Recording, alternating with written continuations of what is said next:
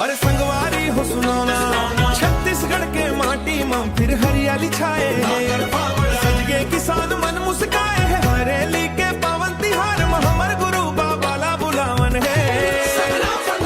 हरेली में आवे बाबा, हरेली में आवे, सपनों के संदेशा लाके हमर गला सजावे। हरियर हरियर खेत लहरा महके हमर माटी, गुरु घासीदास बाबा आवे लेके कृपा खाती।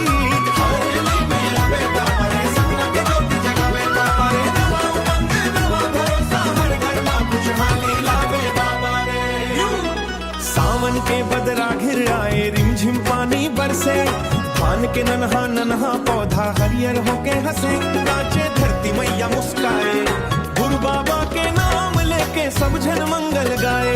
नांगर लगो के पूजा करथन फावड़ा चमकाए, सींग में तेल लगा के फूल माला पहनाए, गाँव के गली गली माँ गूंजे पंथी के मधुरता गुरु घासीदास बाबा के।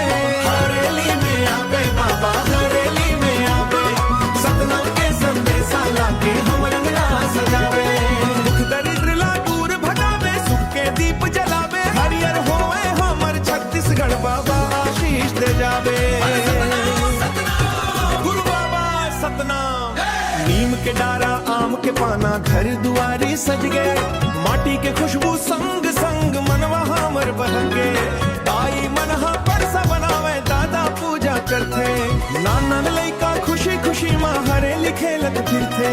गाँव के चौक में बाजा बाजे, माँ अंदर के ताल बजे। बाबा ने सादा जीवन सच्चा बोली, बाबा के उपदेश सतनाम के रद्दा में चल के मिट जाही सब क्लेश। बोलो संगवारी सतनाम, सतनाम, गुरु बाबा के जय का हरेली के ये पावन दिन मम हरियर होवे खेत खार, किसान मन के घर मम बाजे के झंकार।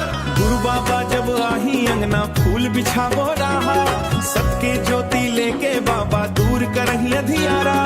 मनखे मनखे एक समान है यही बाबा के बानी, सत्य अहिंसा प्रेम के रत्ता सबसे सुंदर कहानी।